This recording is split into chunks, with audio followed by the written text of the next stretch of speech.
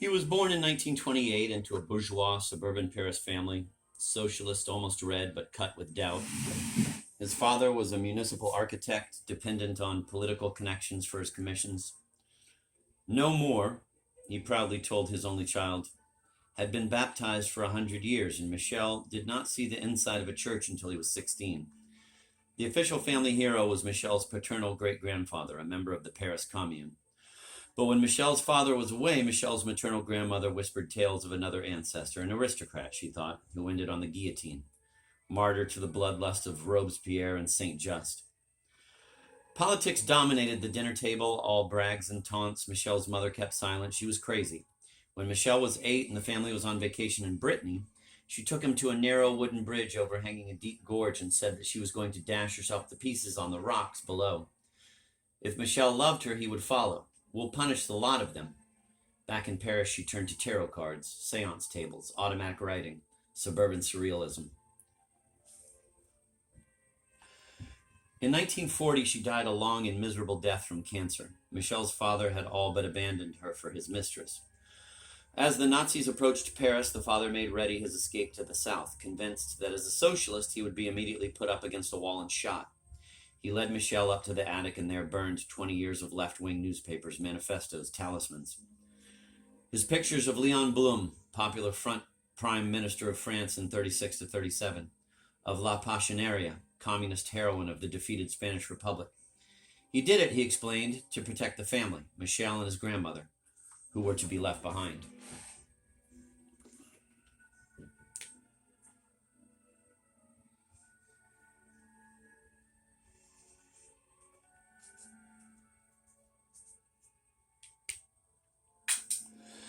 To Michel, his father was already as dead as his mother. He was a hypocrite. Before the war, he parked his car well away from Popular Front meetings so as to arrive on foot, like the rest of the workers.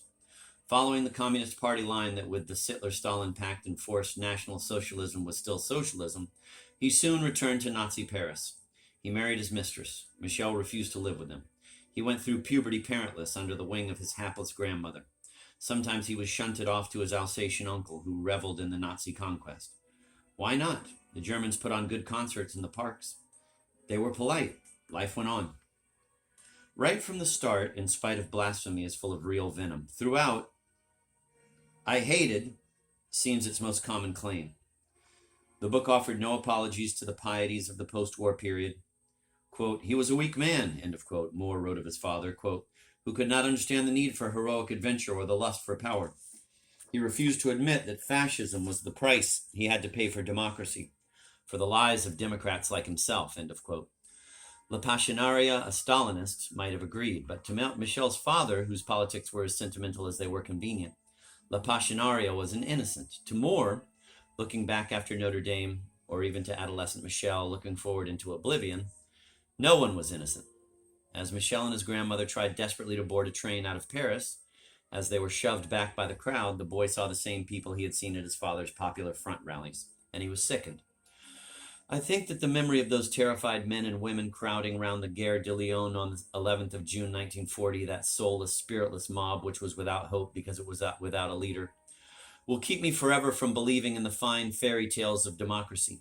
In my childish heart there occurred a sort of revelation, through which I recognized the necessity for order and the advantages of authority.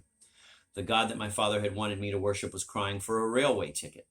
The masses, the divine masses, were dying of fright because they were leaderless and cursing the freedom that had led them to ruin. Such rhetoric might have been acceptable after May 1958, after de Gaulle seized power out of the chaos of the Fourth Republic. In 1950, it was obscene.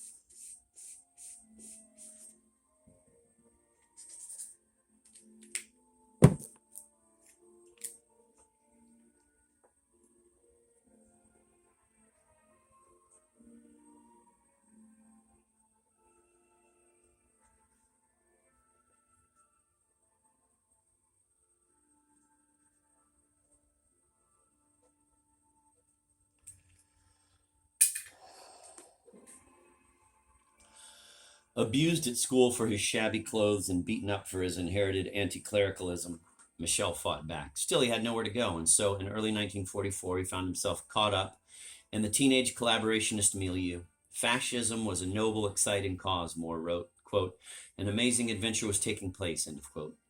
The amazing adventure consisted mainly of rescuing victims of Allied attacks on the outskirts of Paris, but Michel's group leaders wore attractive uniforms and carried real revolvers. He claimed in retrospect that he might just as well have joined the resistance, but this was safer. The liberation of 1944 struck Michel as a joke. Everything changed and nothing changed. One form of cowardice was exchanged for another. Jailed for collaboration, Michel attended his first mass. Anything was better than the boredom of a prison cell. He heard a message he didn't understand. He was filled with a vague sense of possibility.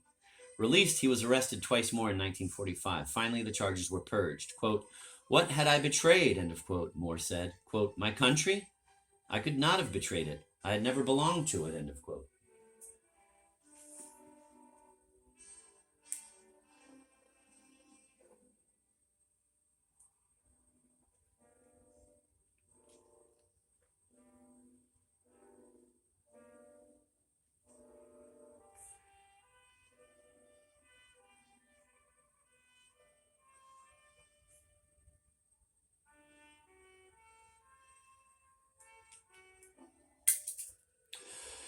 Expelled from school for his presumptive crimes, 16-year-old Michel found a job as a government bureaucrat. He was required to sit in his chair for 8 hours and work for one. He spent his time reading newspapers. In Lyons, Charles Maurras was on trial for treason. Maurras founded Action Francaise in the aftermath of the Dreyfus Affair. In 1894, the French officer Alfred Dreyfus, a Jew, was convicted of treason and sent to Devil's Island, thanks in part to Émile Zola's polemic J'accuse. The documents on which the conviction was based were proven false. And in 1906, Dreyfus was exonerated. The controversy split France. It exposed French anti-Semitism and official corruption. To many, it deprived all hierarchical power of legitimacy. The scandal drew a line through French society, attaching thousands of intellectuals not to country, but to values free of any nationalist patrimony. It set the stage for the Surrealist revolt. To Maurras, the whole matter proved one thing. French culture was decadent, weak, and bankrupt. And he drew his conclusion not because Dreyfus had been expelled from French society, but because he was welcomed back to it. Wearing the badge of the Legion of Honor, the kike trader walked the streets like an honest man. France no longer existed. Maurras would recreate it.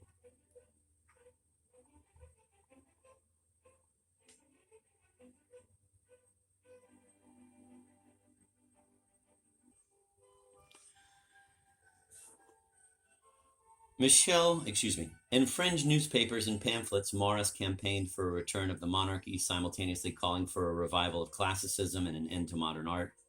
Against modernist ambiguity and relativism, he demanded the purity of the Greeks. He discovered a Mediterranean link between the founders of Western civilization and their now last and scattered descendants. All those who might read him and understand. It was a marginal movement in the 10s, 20s, and 30s, but it was fierce, seizing every defeat as a promise of final victory. Brick by brick, Action Francaise laid the foundation for the French acceptance of Nazism. Conquered by Hitler, Denmark tried to shield its Jews. France vomited them up. With Hitler dead and Nazis on trial in Nuremberg, Michel was less captured by Maurras' doctrines than seduced by his tone of voice. In the dock, the old man stood on his feet and denounced his accusers. Deaf and condemned, he spoke for hours. He left nothing out. He called for a greater France, a true France. He asked the youth of France to follow him, to avenge him. He focused the first beams of order and essential discipline onto my spiritual anarchy, Moore wrote. I no longer felt I was on my own. For several months, I was as happy as an orphan who suddenly finds he has a mother and father. As he faced the judgment of history, Maurras was a relic. To Michel, he was the first promise of youth. No compromise against all odds.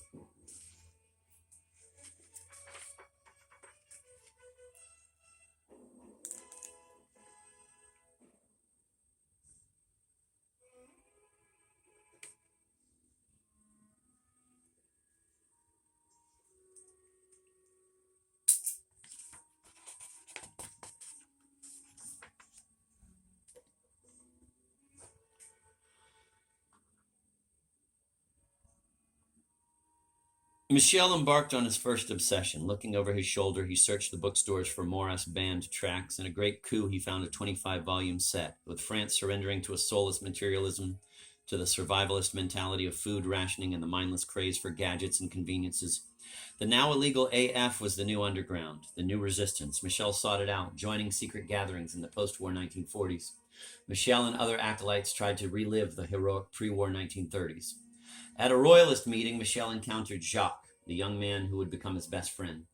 For Jacques, fascism was merely the least corrupt part of a wholly corrupt modern world. He lived for true salvation, for a church militant, unafraid of stakes and fires, for the wonders of an epoch close to heaven, innocent of the rationalism that had brought life down to earth. He introduced Michel to the notion of faith. The goal was surrender and the spark was authority, but there was no authority to be found in France. The Spanish Civil War, Jacques told Michel, was the first true crusade in 700 years, and France turned away from it. Michel's father burned his picture of La Passionaria. No matter what the torture, Michel knew Jacques would never disavow Franco.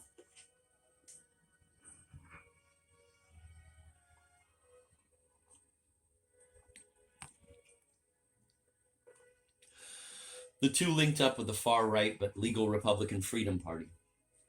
Thrown together with demobilized Free French fighters, former resistance partisans, self-proclaimed Nietzscheans, would-be poets, petty criminals, unemployed workers, French Nazis, homosexuals, and certifiable lunatics, the whole lumpen petite bourgeoisie of post-war France, Michel and Jacques became RFP goons. Like most of the rest, they were recruited out of Latin Quarter cafes.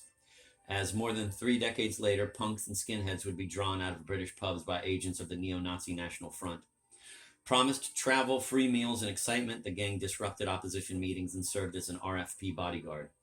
They learned the techniques of ambush. When leftists arrived at their own cafes, Michel and his comrades rose from the tables and beat them up. What they were trying to kill, Moore would explain, was the dullness of the peace.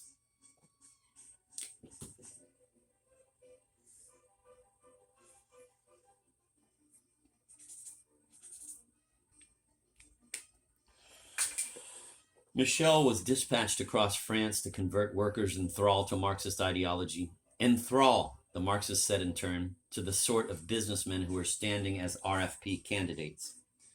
Listening to the laborers, Michel understood one thing: whoever their masters, he could never free them. For that matter, the RFP was going nowhere. One by one, the most admirable of Michel's fellows were heading back to the church. He approached a priest and received instruction. On 14 August 1946, he was baptized. Nothing happened. He sought a bolt of lightning and gained the right to light a candle. Back in Paris, he and Jacques determined to start their own fascist magazine. A government license was required. None could be forthcoming, and so they made common cause with a moribund royalist sheet. Michel floundered. He quit going to Mass. He pressed for rigorous narrowness rather than narrow rigorousness, deciding that if lust was the human flaw, original sin, for any son of God, even marriage was filth. To keep their magazine going, he and Jacques organized lectures on the left bank. For a treatise on Socrates, he found himself quoting Nietzsche, stumbled into the arms of Zarathustra, and came face to face with the fearful, bloody blasphemy: God is dead.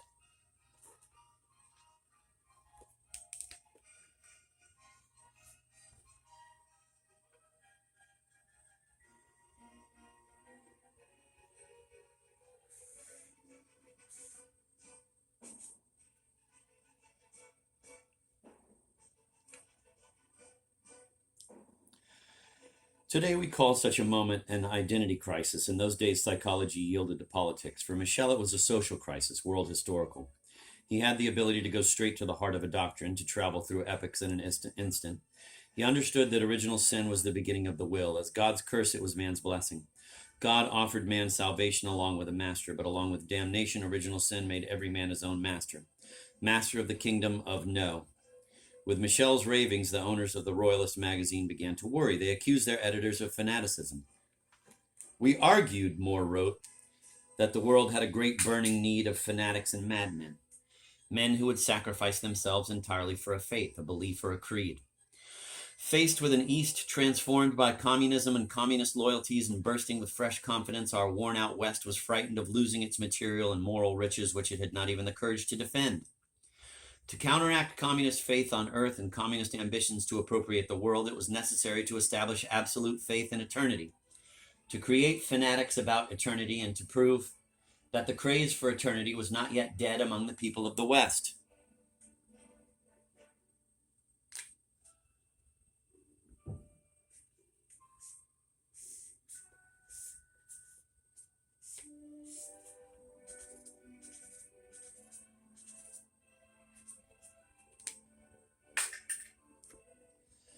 They were losing their grip. The kingdom of no turned into the kingdom of yes. Michel reveled in the awful freedoms of original sin. Jacques became fixated on Don Quixote. Together they attacked the cafes with rants on the greatness of folly, the folly of greatness, the bottomless pit of sex, the sexless pit of bottomless, the splendor of holy martyrs, the marvels of the Inquisition. Imagine, once only yards from where we stand, men and women were burned alive for the glory of God. My friends, the choice is yours to make.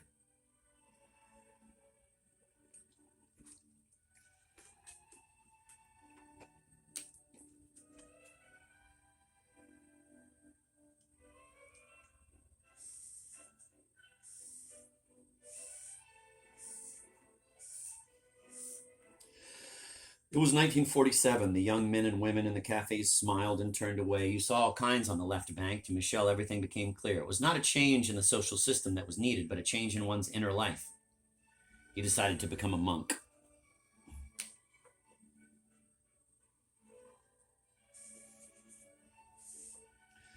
Being underage, Michel met with his father to get permission. Relieved that his son was not about to join the army, he granted it. Michel visited a Dominican monk to profess his wish to surrender his worldly existence to the order. Overcome by a sense of unworthiness, he fled. Ultimately, on the advice of his father, shockingly, the old church hater was himself on the verge of conversion, Michel found his way to the Dominican monastery of Saint Maximin in Toulouse. There he contrived a remarkable fantasy. Some day soon, he would administer his father's first communion. And then he would go forth, herald of a great revival, transforming the whole world into one vast church, remaining forever unsatisfied until God was worshipped and glorified at every minute in the life of every man. Within 2 weeks, Michel was back in Paris. On Christmas Day, 1947, he enlisted in the army for a 3-year hitch.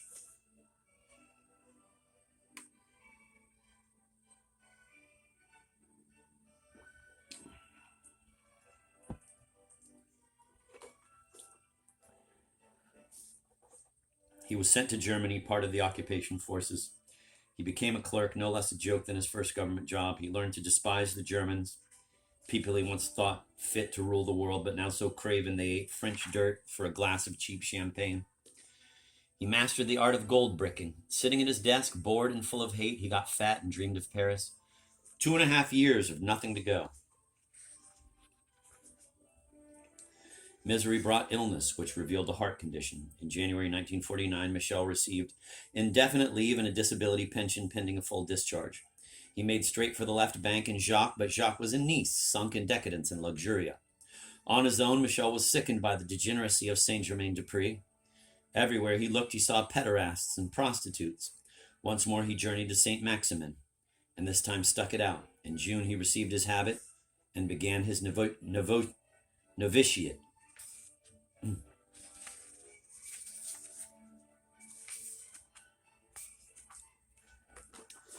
Life, Moore wrote, was no longer historical.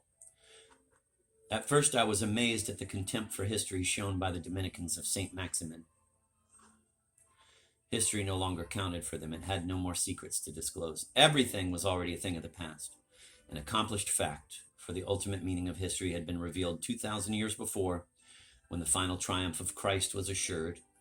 The historical sufferings of our time never penetrated the walls of the cloisters. End of quote. To Michel, the gift of nothing new under the sun was absolute freedom, freedom from himself.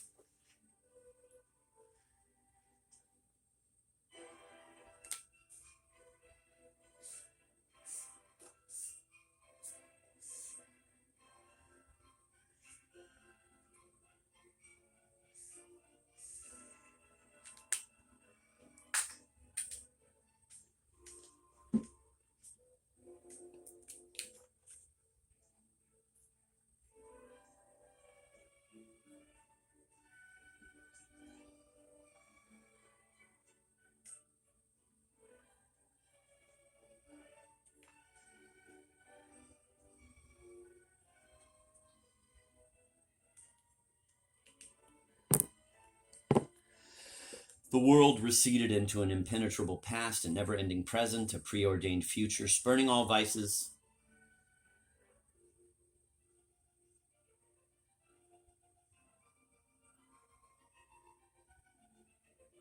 Spurning all vices, abandoning all possessions, Michel touched peace of mind. Discipline was everywhere. He felt showered with love. In the wonders of obedience and fellowship, he took eternity into his mouth.